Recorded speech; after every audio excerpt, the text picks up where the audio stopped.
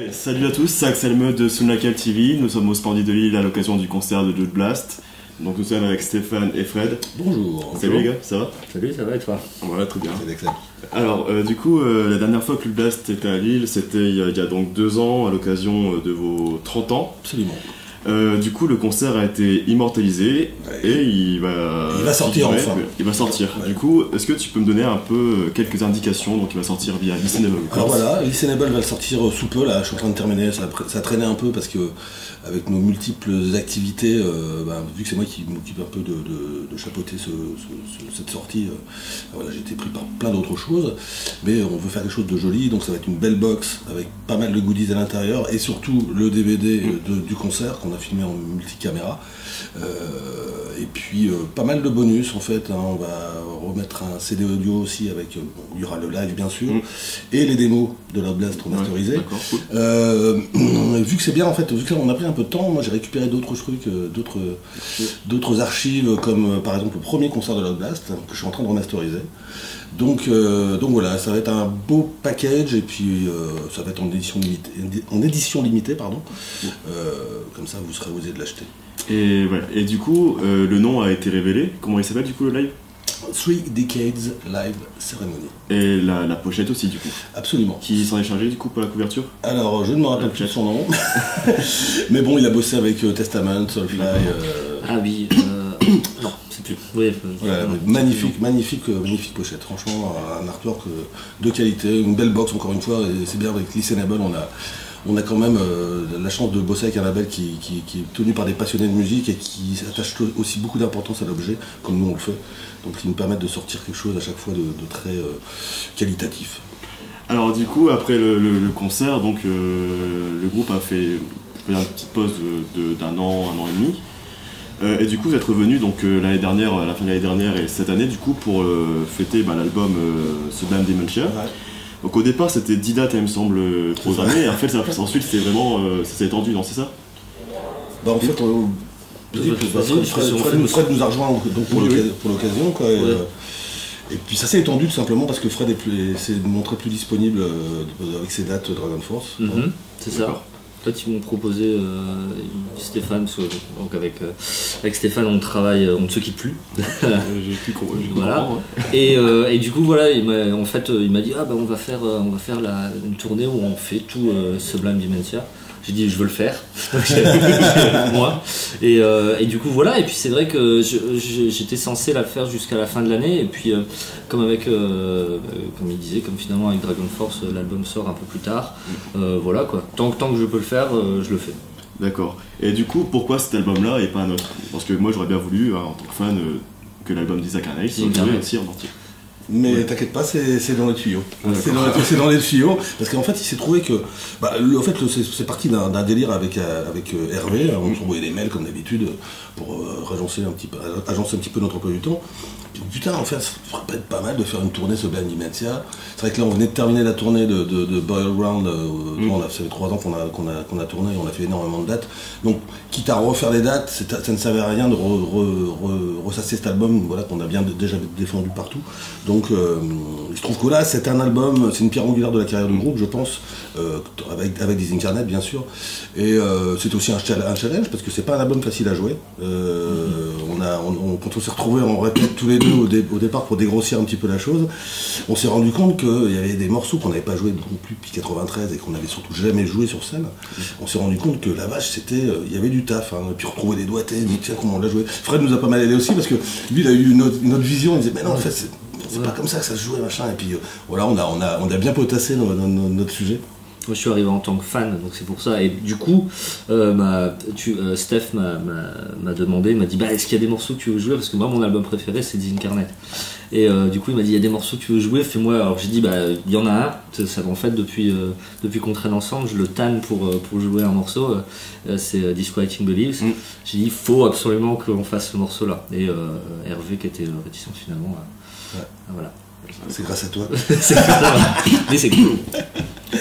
D'accord. Et du coup, Sublime, donc, il est sorti en 1993. C'est le premier album que vous avez enregistré avec Hervé. À l'époque, il jouait encore chez Scrotum. Absolument. Du coup, ouais, le groupe à l'époque était vraiment en pleine ascension, il y avait vraiment pas mal de portes qui s'étaient ouvertes à vous. Vous avez joué pour Maiden, hein, ouais, on a fait. On va dire c'est entre 91 et 93, c'est là où vraiment il s'est passé, où voilà, le groupe a commencé à faire ça, à jouer dans des salles pleines partout, à ouvrir pour des gros groupes, oui, comme Maiden, comme Sepultura, Cannibal Corpse, Death, voilà. C'est les meilleurs. Et du coup, est-ce que tu peux un peu revenir sur le processus de création de l'album? Parce que ça date de... Eh ben, 93, en fait c'est un album qu'on a beaucoup travaillé, c'est-à-dire que 91, quand on a fait les Incarnate, on croyait qu'on était prêt, mais en fait on n'était pas prêt du tout. On s'est un petit peu fait taper sur les doigts par Scott Burns, et là quand on est reparti en 93, on s'est dit putain là, on va se préparer, et on a maquetté 2 fois l'album en studio, d'enregistrement, avant de partir l'enregistrer. Donc on est arrivé quand même très près, Hervé était au top et a fait ses batteries en 3 jours si je me rappelle. On a pris un peu de temps pour le son de guitare, je me rappelle, ça a été, on voulait un son bien particulier, l'album a un son bien particulier, c'est pas une signature Scott Burns habituelle. Et donc on a travaillé, on a cherché plein de trucs. C'est pas le meilleur son de guitare de la Terre, mais voilà, on aura au moins le mérite d'avoir été au bout de notre idée. C'est un album sur lequel on a passé plus de temps prévu aussi, c'est-à-dire qu'initialement on devait rester 1 mois à Tampa.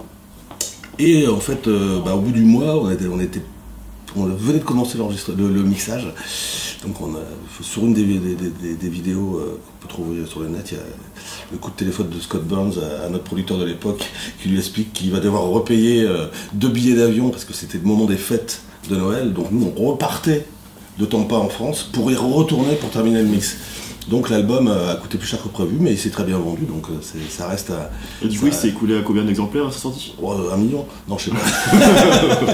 C'est vrai que je sais pas avec les rééditions, c'est un peu difficile. Ouais. Tu vois, c'est un album qui est dans le back catalogue depuis 93, tu vois, donc tu vois, c'est plusieurs dizaines de milliers d'exemplaires, c'est évident, mais rien qu'en réédition, là, je sais plus, on a retiré, je crois, 1500 vinyles. Et, ouais, puis puis quelques... je sais pas, 4 ou 5 000 vinyles, je crois, CD. Donc globalement, c'est une très bonne... Enfin, on a vendu plus que 5 000, mais c'est une bonne vente du groupe, et ça reste un album voilà, sur scène qui est quand même très agréable à jouer, même s'il est difficile. D'accord. C'est quoi ton morceau préféré, Fred, d'ailleurs? De cet album-là, Turn the Scales, mais c'était déjà le cas. Moi en fait j'ai grandi en écoutant, je suis un peu plus jeune que Stéphane Hervé, et du coup mon premier concert professionnel en fait c'était en première partie de Love Blast, et c'était la tournée Timekeeper, donc c'est rigolo en fait, c'était en 95, donc c'est marrant maintenant de me retrouver. T'étais jeune du coup à l'époque? J'étais jeune, j'avais 17 ans. 17 ans.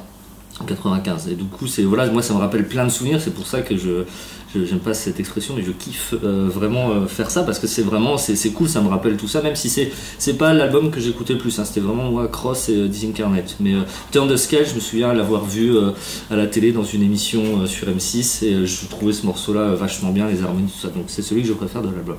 Il est très bien composé. Merci. Et du coup oui, tu es arrivé dans le groupe il y a 1 an maintenant. Ouais. Et pourquoi Alex du coup il est plus dans le groupe tout simplement? Alex, on n'a pas communiqué là-dessus non plus, parce que voilà, il y a des moments où il faut prendre des décisions. Alex reste un très bon ami, on n'a pas de problème humain.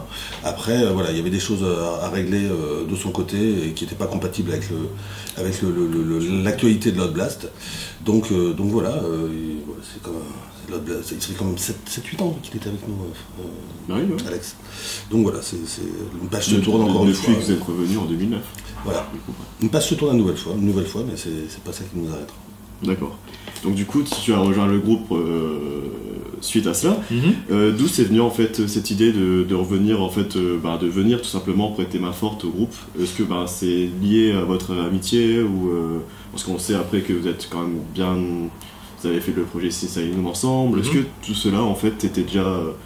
Est-ce que le groupe Sinsaenum était déjà prévu à l'avance ou je sais pas comment en fait Sinsaenum c'est autre chose, ça c'est vraiment c'est vraiment quelque chose que j'avais en tête depuis très longtemps, mais ça avait pas ça, en fait c'est deux entités bien distinctes, Love Blast et Sinsaenum, même si ça reste dans le même style, c'est pas du tout la même chose, donc non, je pense pas que quand on a commencé Sinsaenum, parce que ça fait un projet sur lequel on travaille depuis longtemps, je pense pas que voilà, il y avait pas, moi dans ma tête je me disais ah comme ça je vais rentrer dans le blast, tu vois. Je me disais, comme ça je vais le débaucher dans le blast, c'était pas du tout ça. C'est juste que là, à cette période-là, ça s'est présenté comme ça. Et puis pour moi en tout cas, c'était évident de me proposer en fait, de dire bah je suis là, j'ai envie de le faire.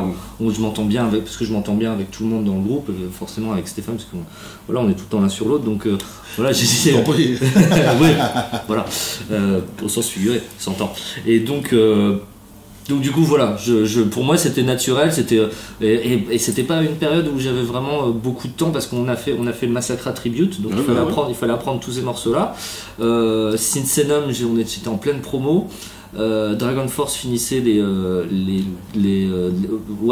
maquettes, on avait déjà bien avancé en fait. Là on était en festival d'été, donc en fait je faisais des allers-retours, je suis parti au Japon et j'ai appris l'album. J'ai pas eu beaucoup de jours en fait pour apprendre tout l'album, et j'étais super crevé. Puis en fait on s'est retrouvé à Lille pour répéter, et puis on a fait 2 répètes à Paris, et ensuite on est venu au Splendide pour faire la résidence de préparation de la tournée.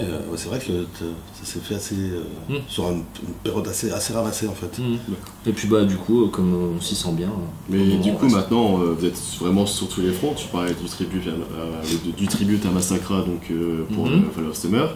Il y a aussi cette initiative, donc le metal mode d'emploi. Absolument. Vous avez commencé à faire une sorte de, je veux pas dire tournée, mais de tourner des confins, de tourner pour promouvoir le métal tout simplement. Pour Massacra. Et du coup j'aimerais bien savoir en quoi ça consiste en fait cette conférence tout simplement, et si un jour est-ce que c'est prévu qu'elle vienne sur l'île ou... on en parlait hier. Avec les gens d'Euroguitar, on se disait tiens, ce serait peut-être bien de faire ça chez Euroguitar, il y a un bel endroit. C'est en plus des gens avec qui on travaille depuis pas mal d'années maintenant et qui sont nos partenaires. Donc l'île, voilà, ça va se faire. C'est vrai qu'il n'y a pas de date en région nordiste pour l'instant. Mais voilà, en fait l'idée c'est tout simplement, en fait on s'est retrouvés Fred et moi on nous a contactés lors d'un concert de Loud Blast pour faire une espèce de conférence, tu vois, et nous on n'avait rien préparé comme 2 gros branleurs qu'on est, parce que de toute façon voilà, on n'avait pas eu le temps de se voir avant pour en parler, donc on s'est retrouvés à faire ce truc là pendant 1h30, 2 heures je crois. Et puis c'était bien, quoi. Les gens étaient contents, on parlait un peu de nos anecdotes, et on en a moult. Et puis quand Fred nous a rejoint pour cette tournée, on s'est dit attends, quitte à faire cette tournée et qu'on va être tout le temps ensemble, autant aller préparer ça vraiment sérieusement, écrire le truc, et puis le proposer aux salles qui nous reçoivent pour les concerts, et aussi à d'autres salles de musique actuelle. Et du coup, en ce qui concerne le contenu, c'est surtout des anecdotes ou vraiment une histoire métal comme on pourrait l'avoir dans les livres C'est les deux, c'est parce que c'est pas évident, ça pourrait durer des heures et des heures. On tient déjà 3 heures. C'est ça le problème. Déjà... C'est pas un problème en soi. Mais... Non, mais c'est dire qu'en fait... ça se veut en fait destiné à tout public, même si finalement il y a très très peu de néophytes qui viennent, c'est généralement des métalleux. Il y a toujours 1 ou 2 d'ailleurs qui viennent et qui essayent de nous apprendre, tu vois. On en a eu un beau là, on en avait eu un formidable, 2 formidables à Auxerre. Non, pas Auxerre. Non, merde. Le Mans. Ouais. Ah oui, ils étaient très forts. Spécial dédicace. Tu reconnais. Nous, on te rappellera de toi. Et donc voilà, donc en fait, on explique dans la première partie musicalement, donc avec des extraits sonores, on explique ce qu'est le métal et ses divergents. Mais voilà, on peut pas, on fait que gratiner la surface. Donc forcément, on a des partis pris. Tu vas en parler de. On parle des groupes qu'on aime. Oui, voilà. Les groupes qu'on a toujours influencés, quoi. C'est notre conférence. Pourquoi vous parlez pas de Testament? Pourquoi vous parlez pas d'Exodus? Parce qu'il faut avancer. Sinon, il n'y a pas le temps, tu vois. Donc on fait ça, et puis après on explique comment faire un album. Voilà, là c'est plein d'anecdotes parce que finalement on en fait pas mal, que ça soit en tant que musicien ou en tant que producteur. Donc voilà. Donc et finalement les gens, les gens qui sont pas musiciens, ils trouvent leur compte. Ceux qui sont musiciens, forcément, là on va discuter directement avec eux, on va intervenir avec eux. Et puis il y a quand même des personnes qui n'y connaissent rien au métal qui viennent, et puis après qui sont venus nous voir et qui nous disent c'est cool, j'ai appris des trucs, j'ai envie d'écouter. Donc c'est bien. Si on a réussi au moins à convaincre une seule personne. Puis voilà, ça fonctionne vraiment bien. Enfin, on a quand même, on a des audiences assez importantes. Pour ça, ouais. On a créé par exemple 60 personnes. À Rouen, on a fait plus de 100 personnes. Donc voilà, c'est quelque chose qui intéresse les gens. Ça, c'est génial parce qu'au bout du compte, c'est quelque chose avec lequel on va pouvoir tourner pendant des années parce que c'est inépuisable et on va pouvoir faire évoluer aussi, tu vois, cette conférence, cette rencontre. Tu vois. Donc non, c'est cool. En plus, c'est un gros boulot parce que c'est vrai que quand t'enchaînes, quand tu fais ça le jour du concert, c'est-à-dire que tu as conférence, balance ou balance, conférence, concert, je peux dire que tu sors de la conférence, t'es un peu rincé quand même. C'est 3 heures où tu dois tenir les gens, les intéresser, et c'est beaucoup de concentration et beaucoup de... C'est pas du tout le même exercice. Ouais. Autant faire un concert, ça je peux jouer 2 heures, je vais être fatigué, mais ça va, j'ai l'habitude.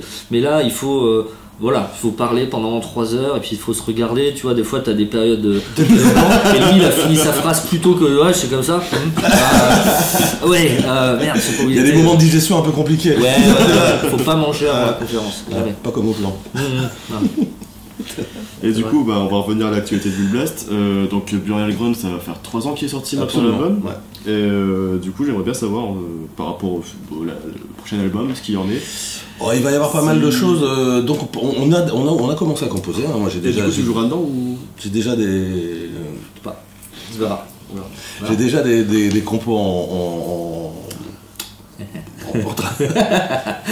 travail. Allez, concentre-toi.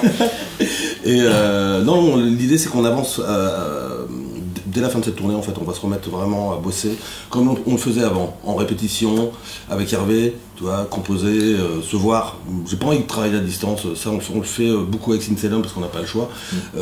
Mais avec Loud Blast, voilà, on a quand même cette proximité qui nous permet aussi de jouer et de tester des trucs en live. En salle de répétition. Donc voilà, on a fait notre planning là. Je pense qu'il sortira fin 2018 ou en début 2019, peu importe. D'accord. Mais on a une tournée, voilà, et Hervé fait le Black Bombay, sur lequel je vais travailler d'ailleurs. Donc le Black Bombay, ça va occuper pratiquement la fin de l'année, le début de l'année prochaine. Sincelum, il y a des choses qui se préparent aussi. Ouais. Donc l'idée c'est de faire toutes ces choses-là bien. Et on n'est pas à un an près parce que de toute façon on aura d'autres tournées entre temps. Donc voilà, on va faire avancer les choses bien. Et il y a les rééditions qui vont sortir aussi parce que là on n'a été que 3 albums. Le split album avec Agressor va ressortir. Alors, on en parlait hier avec Alex, avec plein de trucs inédits parce qu'il y a eu des covers différents pour cet album.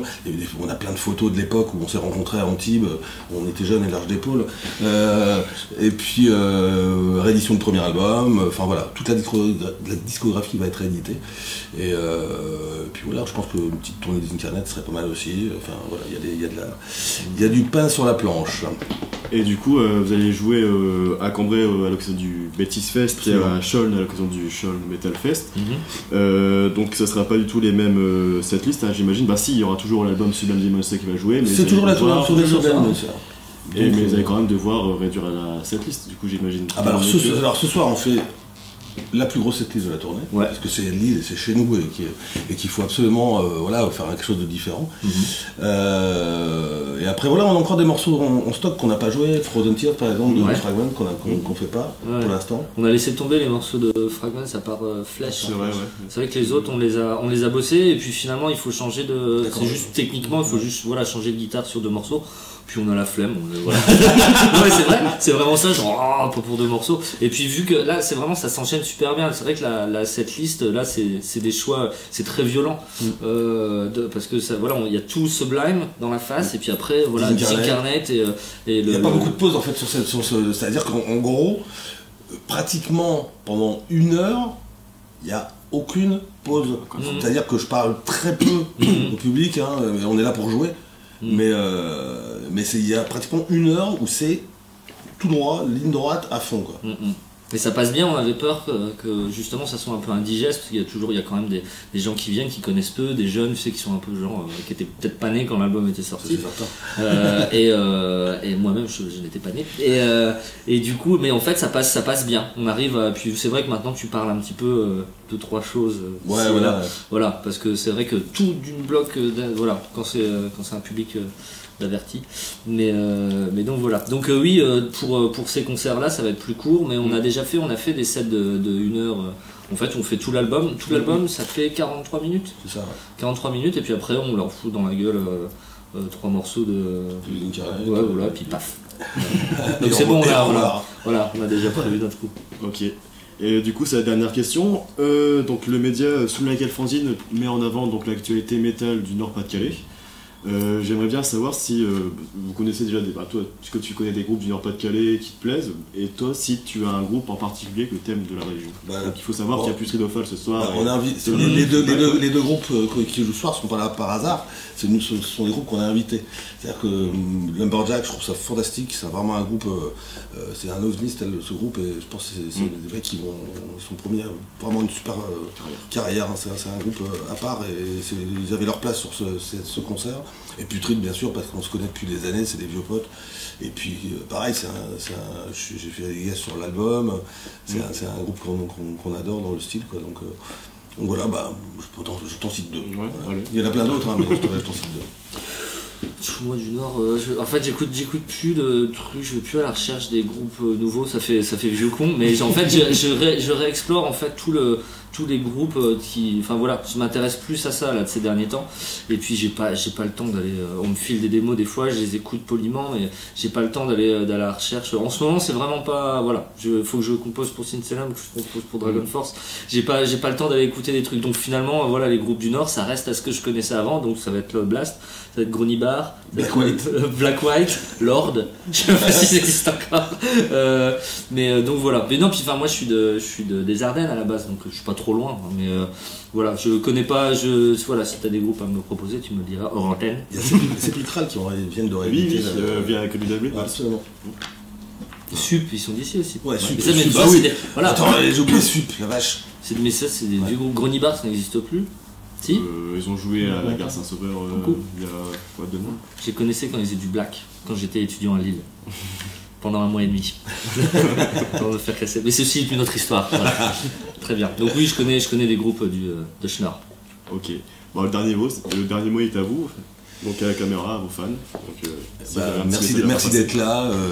Continuez à venir nous voir, j'allais dire nous supporter. À venir nous voir en concert. Hein. Il y a encore pas mal de belles dates à venir dans la région, en tout cas. Et pas mal de dates un peu partout. Et puis on se revoit pour le prochain album de toute façon. C'est ça. C'est cool.